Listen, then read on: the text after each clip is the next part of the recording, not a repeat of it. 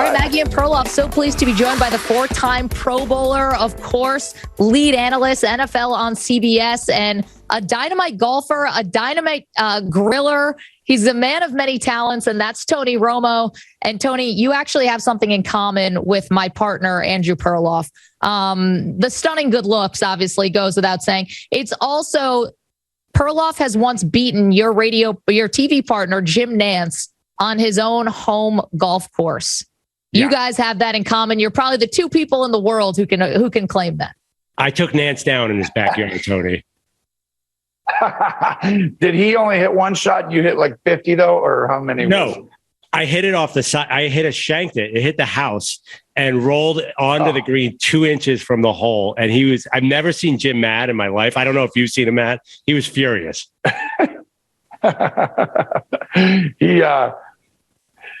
He doesn't like the lucky shot off the house. He wants you to hit a pure shot. He's a traditionalist at heart. You know, he's got all the history lessons from golf all over the place. So he probably was okay with it though, because if he likes you, then it's okay. And I'm sure he does. Well, considering he's been on the show since, we'd like to think that the hatchet has been officially buried and that he recognizes Perloff as the true champion of Jim's home course. Obviously, we know you've had success there as well. Let's get into some football before we get into the Tony Romo grilling playbook. And that is obviously your Dallas Cowboys, the team that you quarterbacked for over a decade. You know, a surprising amount of restraint, I would say, Tony, this offseason. They didn't make a lot of splashy moves, not a lot of big additions. In fact, Von Miller said he would have played there and taken a pay cut, but they could never get the contract worked out. Were you surprised that the Cowboys weren't super aggressive this offseason? No, I wasn't surprised. One, they've invested a lot of money in a lot of, great players over the last few years. And, at some point that has to be managed a little bit. And, I'll give Steven and Jerry and Jerry Jr., all these guys in Charlotte credit for just the way they manage this cap and gotten the people they needed. But you saw with the Amari Cooper, at some point you're going to have to lose out on somebody who's a decent player.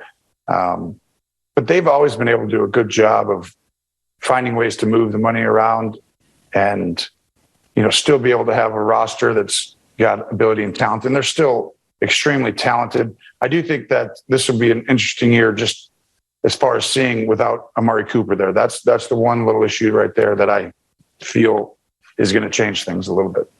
Yeah, Tony, what do you expect from Dak Prescott? He's healthier this year, won't have Cooper.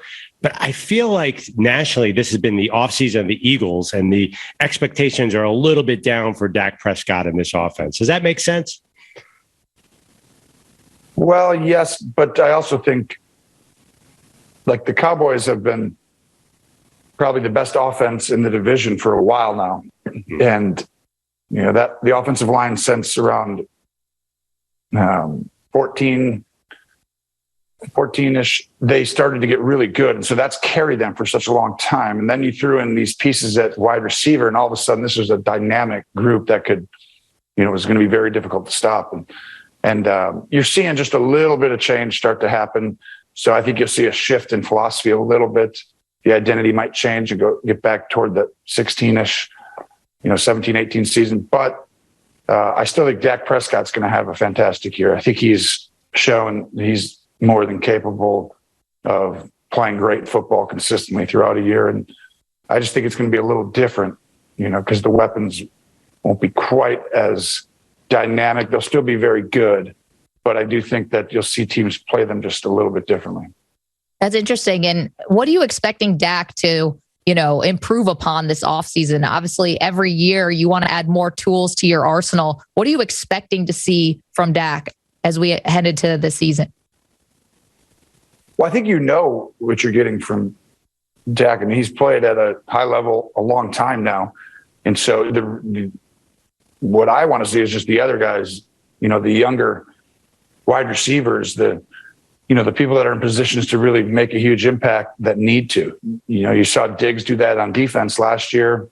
Micah Parsons. I mean, these guys really came on, and you need a guy or two like that each year. But I think Dak's going to be Dak, and he's going to be good. He's going to play good football, and he's going to give them a chance to win every week he plays. Okay, got some more quarterback questions. Did Tom Brady call you before he signed his Fox deal and ask how he is broadcasting? And when do you expect him to be in the booth against you, possibly? Well, I don't talk about conversations and private conversations about anything. Me and Tom talked a bunch of times, but not necessarily about that. And, but I think that, I tell people all the time, it's a great job. You get to stay in the game. It's wonderful. And, you got to be yourself. It doesn't matter what somebody else tells you to do. I mean, you got to go in there and just talk about what you see and what happens and on the field, and you react to it, and then you study and you do the best you can. But I do feel like, Tom is as knowledgeable as anyone ever has been about the game of football. So I think he'll do wonderful.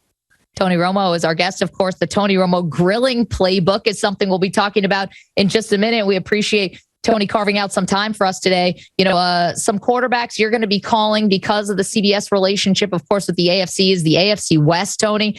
I mean, if you look at that division, those four quarterbacks, I mean, who should be feeling the most pressure of those four? You got Russell Wilson, a new situation, Derek Carr with crazy expectations now with the additions they've made. Justin Herbert's never made the playoffs. Patrick Mahomes has lost one of his best offensive weapons in Tyreek Hill. I mean, which quarterback is going to be feeling the most heat going into the season? All of them. I think that you find very quickly this division is fully loaded. I mean, reminds me of like the NFC East, back in the late 80s, early 90s. And all of a sudden it was like anybody could win, and you just don't know. It's like, but you are going to beat each other up. That's the one area where it'll be harder now for the Chiefs just to come and have home field advantage like they used to, because it's one thing for other teams in the conference to get, more talented and bring in a quarterback. But when they come into your division, you're playing each of these teams twice. And to think that you're going to go 6-0 against those quarterbacks and those teams, it's just not likely. Now, the Chiefs have done, a great job for so long. It's just going to be a little bit tougher. Can they still do it? Yes, they're still the standard. But I would say that right now you're seeing a division that who comes out of there is going to be battle tested and hardened. And they're going to be very tough to beat in the playoffs. Tony, what do you expect of a quarterback who used to be in the AFC, Baker Mayfield, going to Carolina, arriving there today? Do you think he's going to resuscitate his career? I mean, last year was tough. It's a much different situation. What do you expect from Mayfield? It's a good question. I don't know. I think Sam Darnold hasn't really had a chance to have a decent offensive line around him in his career yet. With New York, he didn't, and last year was troublesome. But they trade for Baker Mayfield, and in some ways, both these guys, haven't. I know what Carolina's doing. They're almost hedging their bet in that it's worth it to go try and get two guys or one to see if he can do it. Because at this point, Sam hasn't actually shown the full season yet. But I don't know. I think this will be interesting because you're only afforded so many opportunities, like this. And if Baker comes out and plays well and wins the job, he'll play and he'll have an opportunity. I mean, when Christian McCaffrey was healthy, Sam Darnold was playing well last year to open the season. When he wasn't, the game got a lot harder. So we'll see what happens. And I think this is a big year for both those guys. Tony, just another one before we get to your Tony Romo grilling playbook. Of course, we love talking about tailgating any time of the year, but want to get your take on a trend we're seeing. It's not necessarily brand new, but it seems like we see it a lot more, especially this offseason, which is quarterbacks, wide receivers, players who want to change their situation, asking for trades outright. Russell Wilson, Deebo Samuel, still on the 49ers, but has asked for a trade. What do you think about that potential trend and the idea that more guys who don't love their situation can be asking for trades in the future, sort of an NBA-ification of the NFL? Is that a good thing for the league? It's a good question. I don't have a great answer for you there. I do think, though, players have learned, especially quarterbacks, that their value, it's at an all-time high as far as it just took a while to get to where somebody, like in the NBA, it's like one player can change a franchise in the NBA. They can allow you to have a chance to compete and win a championship or not. And so you almost have to give in to the player there. Well, there are some quarterbacks who have that ability. And if franchises, are backs against the wall, I mean, you kind of have to do what you have to do. But I don't know. I'm always old school a little bit in some of my thoughts. But I do think that it makes for fun off-season stuff, and we're going to have people all over the place. Okay, let's talk about the Tony Romo grilling playbook. Didn't know you were much of a chef, Tony, but turns out you're the master of the grill. So describe your perfect tailgate. My perfect tailgate's in the backyard here at the house. Not preferably in 102-degree heat, preferably a little bit cooler. But just going back there, having family over, friends, and usually watching a game of some kind. Sometimes Super Bowl. We haven't, when we're not doing it at CBS.